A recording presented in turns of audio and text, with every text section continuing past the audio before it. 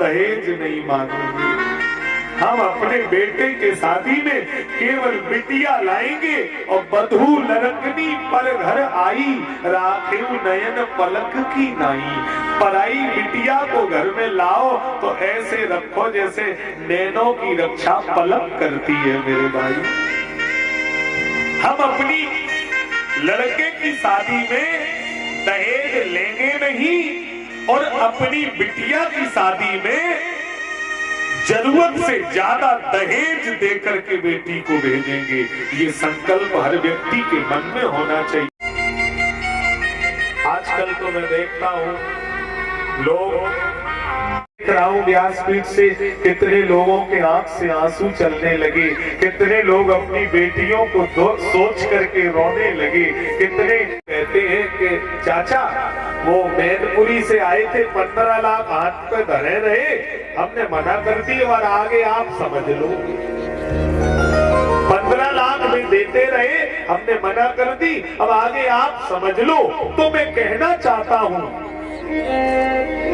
लड़के की शादी कर रहे हैं या लड़के को महाराज बेच रहे हैं या प्लॉट अपना बेच रहे हैं, बताओ। आज हम अपने जीवन के सिद्धांतों को भूलते चले जा रहे हैं। कभी लेने का प्रयास नहीं करना चाहिए। ये 3 चीजें जितना हो सके देने का प्रयास करो। समझ लगे ये जीवन में मेरे भाई प्रेम ही तो सार है और तो कहीं कुछ नहीं है। होगी समय संपत्ति जब आप किसी गरीब की बेटी की विवाह में मदद कर दोगे, किसी बीमार के यहाँ आप इलाज 1000 रुपया दे दिया और जब आप बीमार पड़ोगे तो वो गरीब अपनी मजूरी छोड़कर साइकिल से अस्पताल जाएगा और रो करके कहेगा कि बाबूजी बहुत अच्छे हैं, हम बाबूजी के लिए अपनी खेती बेच देंगे, लेकिन हम बाबूजी को कुछ होने नहीं देंगे। वो अपना जीवन आपके लिए लुटा देगा। समय संपत्ति देने से मिलती है। सम्मान जब हम किसी दूसरे को देंगे तो दूसरा हमें भी सम्मान देगा। मेरे भाई,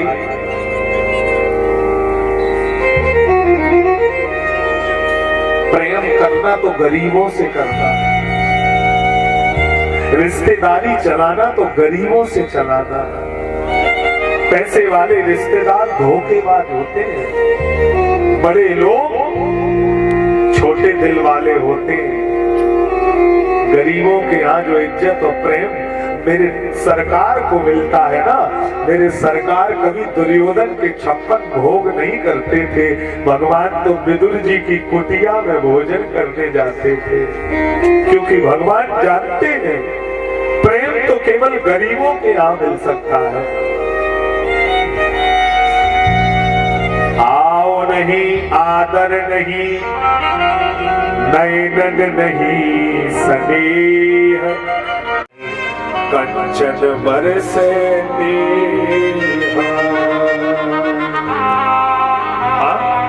जहाँ प्रेम न मिले, आदर न मिले, वहाँ जीवन में कभी जाना नहीं चाहिए। इसीलिए मैं निवेदन करता हूँ, गरीब जितना बड़े दिल वाला होता है छोटा नहीं होगा, बड़ा नहीं होगा।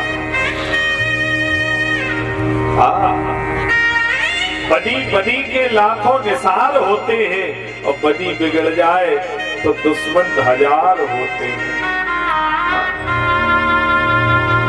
बेटी का सम्मान करो, बेटी की इज्जत करिए। बेटी बहुमूल्य धन है, बिटिया पराया धन है। बेटी किसी की लेकर के आओ तो उसको इज्जत से घर में रखिए। और आज जो जीवन कौशल्या और सीता का होता था, आज सास बहू का जीवन देखिए कितना कड़वाहट भरा हो गया। सीता और कौशल्या का प्रेम अद्वितीय होता था, आज सास और बहू में खटास पैदा है, क्योंकि दोनों पक्ष में कमी हो गई है। मैंने कई जगह देखा है, रात में अगर सास की तबीयत जाकर की तबीयत खराब है चली जाओ, तो पत्नी कहती हमसे बात मत करना, हम सुबह 5 बजे उठती है, हम नहीं जा पाएंगे, तुम जाओ तुम्हारी अम्मा है। पति जाएगा, माँ के जैसे कुछ फिक्स लगा करके बिस्तर पर सो जाएगा। और अगले दिन एक घटना घटित हो गई। अगले दिन रात में 10 बजे तुम्हारे मायके से फोन आया कि तुम्हारी मम्मी की तबीयत खराब है, इटावा मोती झील में भर्ती है। आपने उतने ही समय कपड़ा पहने और पति से बोली कि जल्दी मोटरसाइकिल निकालो, हम 1 मिनट नहीं रुकेंगे। हाँ, हमारी मम्मी की तबीयत खराब है। वो बताए दे रहे, हमसे बोला नहीं कोई, हमें अभी सीधा अस्पताल जाना है। जब सास की तबीयत खराब थी तो हम विक्स भी लगाने नहीं गए, और माँ की खराब हुई तो हम रात में भागे। इसका मतलब माँ और सास में तुमने अंतर कर दिया है। तो मैं दावा करता हूँ कोई सास तुम्हें बेटी बना करके प्रेम नहीं दे पाएगी, कोई सास तुम्हें बिटिया का सम्मान नहीं दे पाएगी।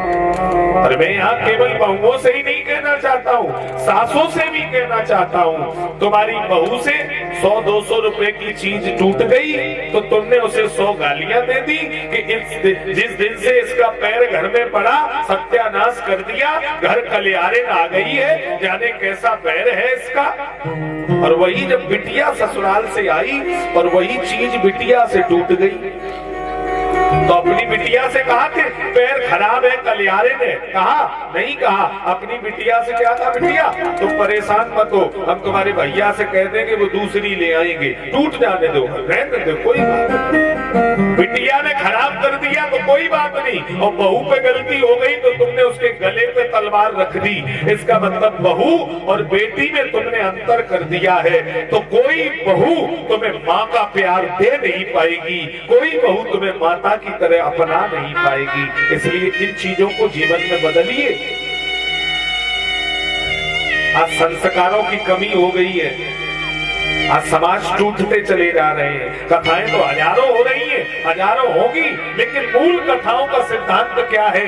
केवल ध्रुव प्रहलाद की कथा सुनना ये केवल कथा नहीं है। हमें अपने जीवन को बदलना है, हमें अपने आचरण को बदलना है, तब ये कथा जीवन में प्रभाव करेगी। नारद जी बोले इतना होता तो मैं मान लेता। मैंने देखा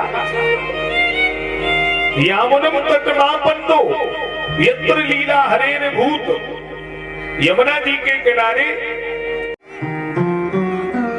तुम्हारे दर्शन से हमारे कष्ट दूर हो रहे हैं, हमारे कलेश दूर हो रहे हैं, क्षण मात्र के लिए रुक जाओ। नारद जी रुक गए।